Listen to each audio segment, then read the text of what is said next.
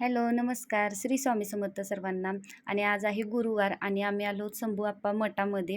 आणि हे आहे आमच्या घराजवळ असणारं खूप मोठं प्रसिद्ध असं शंभू आप्पा मठ. आणि त्यांचा पण गुरुवार असतो देवाचा. तर तर आम्ही आलेलो आहोत मठात दर्शनासाठी. आणि आज आहे माझं जे 21 दिवसाचं मी पारायण करणार आहे स्वामी समर्थांचं. तर त्याचा पहिला दिवस. त्यामुळे आज साडी नेसली छान पिवळ्या कलरची. आणि त्यानंतर दर्शनासाठी आलेलो आहोत मठामध्ये. आणि हे शंभू आप्पा आणि बुवा पण हे हिंदू मुस्लिम यांचे ऐक्याचं प्रतीक असणारं मंदिर आहे हे. आणि त्यानंतर आवरलं, त्यानंतर रांगोळी काढायला घेतली दारामध्ये. आणि तुम्हाला माझ्या रांगोळी कशी वाटतात नक्की सांगा. तुम्हाला पण थोडीफार आयडिया यावी यासाठी तर मी रांगोळी शेअर करत असते. कशी वाटतात रांगोळी नक्की सांगा मला. आणि आवडली तर कमेंट करायला तुम्ही विसरू नका. आणि दररोज दारामध्ये छोटी का होईना रांगोळी काढावी, कारण निगेटिव्ह एनर्जी असेल तर ती आपल्या घरापासून बाहेर राहायला मदत करते. त्यासाठी शुभचिन्ह रांगोळी ही दररोज दारामध्ये काढावी, खूप चांगलं असतं. तर त्यानंतर मी पूर्ण जे आपलं एंट्रीचं जे दार आहे तर ते पूर्ण मी स्वच्छ करून घेत आहे. वरचेवर मी पुसत असतेच, परंतु आज गुरुवार आहे त्यासाठी मी पूर्ण पुसून वगैरे घेतलेलं आहे. त्यानंतर मी स्वस्तिक काढलं आहे. तुम्ही उंबऱ्यावरती हळदीचं लेपन करू शकता, परंतु आमचा जरा दरवाजाचा प्रॉब्लेम झाला आहे त्यामुळं उंबरा काढून ठेवलेला आहे, कारण चौकटीचा जरा प्रॉब्लेम आहे. त्यानंतर आम्ही पूजा करायला घेतलेली आहे मी इथं. आणि सर्वात आधी आपल्याला अभिषेक घालून घ्यायचा आहे. त्यासाठी हे पंचामृत मी केलेलं आहे. यामध्ये दूध, केळ, दही, साखर, नंतर मध, तर अशा पद्धतीने हे पंचामृत केलेलं आहे. आणि त्याचा अभिषेक आपल्याला स्वामींना घालायचा आहे. श्री स्वामी समर्थ, श्री स्वामी समर्थ अशा पद्धतीने जप करत आपल्याला अभिषेक घालायचा आहे. आणि सर्वात आधी आपल्याला दिवा लावून घ्यायचा आहे बाजूला. तर मी दिवा लावून घेतलेला आहे आणि त्यानंतरच अभिषेक करत आहे. आणि तुम्ही जर पहिल्यांदाच जर उपास पकडत असाल तर नक्की तुम्हाला ही माहिती उपयोगी पडेल. सर्वात आधी अभिषेक घालून घ्यायचा आहे. आणि त्यानंतर आपल्याला पाण्याने अभिषेक घालायचा आहे. मंत्र सेमच म्हणायचं आहे, श्री स्वामी समर्थ. तुम्ही 11 वेळा, 21 वेळा, 51 वेळा किंवा 108 वेळा अशा पद्धतीने आपण अभिषेक घालू शकतो या पद्धतीने. आणि पाण्याने पण आपल्याला अभिषेक घालून घ्यायचा आहे. आणि मनामध्ये खूप छान असे सात्विक भाव असावे यावेळी. आणि जर तुम्हाला शक्य असेल तर शेजारी तारक मंत्र वगैरे लावावा किंवा श्री स्वामी समर्थ नामाचा जप करून जर तुम्ही अभिषेक घातला तरीसुद्धा उत्तम आहे. अशा पद्धतीने आपल्याला अभिषेक घालून घ्यायचा आहे.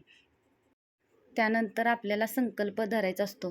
आणि जो पहिला दिवस आहे आपल्या पारायणाचा, तर त्या दिवशी आपल्याला संकल्प पकडायचा असतो. त्यासाठी काय करायचं आहे, तर वाटीमध्ये आपल्याला तांदूळ घ्यायचं आहे.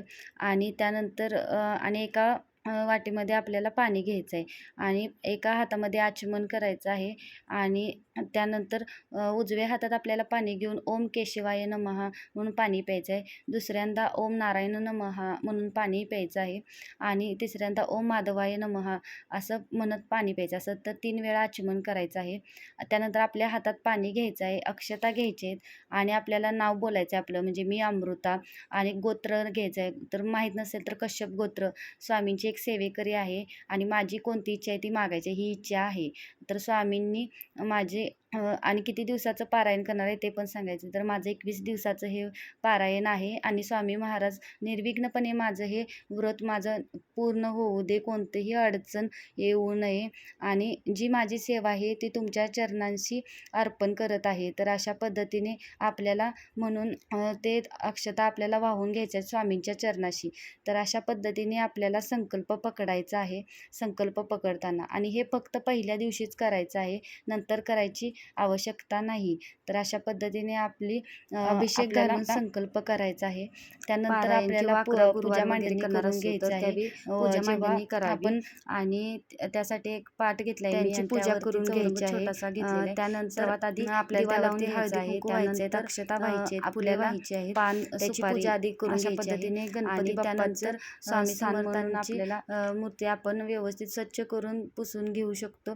आणि त्यानंतर हार घालायचा आहे. जर तुमच्याकडे दागिने वगैरे असतील तर तुम्ही दागिने घालू शकता. आणि त्यानंतर आपल्याला अष्टगंध, हळदी कुंकू वगैरे लावल्यानंतर आपल्याला धूप आरती ओवाळायची आहे. आणि आपल्याला त्यानंतर प्रसाद दाखवायचा आहे. खडीसाखरेचा मी इथं प्रसाद दाखवलेला आहे. आणि आपल्याला आवडते तशी साधी सोपी पूजा मांडणी केली तरी चालते. यासाठी कोणतीही साग्रसंगीत पूजा मांडलीच पाहिजे असं कोणताही नियम नाही. आणि त्याचबरोबर आपली सगळ्यात महत्त्वाची म्हणजे आपली भक्ती असणं महत्त्वाचं आहे. आपल्याला कोणताही दिखावा वगैरे करायची गरज नाही, कारण मनापासून भक्ती केलेली स्वामींपर्यंत पोचते, दिखावा पोचत नाही. तर पूजा मांडणी माझी झालेली आहे आणि त्यानंतर मी तिथं छोटीशी रांगोळी काढत आहे. कारण कोणतीही पूजा किंवा पूजा मांडणी असेल किंवा देवघरामध्ये पण रेग्युलर पूजा केल्यानंतर रांगोळी काढावी, आणि रांगोळीशिवाय पूजा ही अपूर्णच असते. तर त्यामुळे रेग्युलर रांगोळी काढली पाहिजे, छोटी का होईना अशा पद्धतीने रांगोळी काढावी. आणि त्यानंतर आपण जे वाचणार आहोत, म्हणजे श्री गुरुचरित्र असेल, श्री स्वामी सारामृत असेल, तर त्याची आपल्याला व्यवस्थित ठेवून आपल्याला आधी धूपारती दाखवून घ्यायची आहे.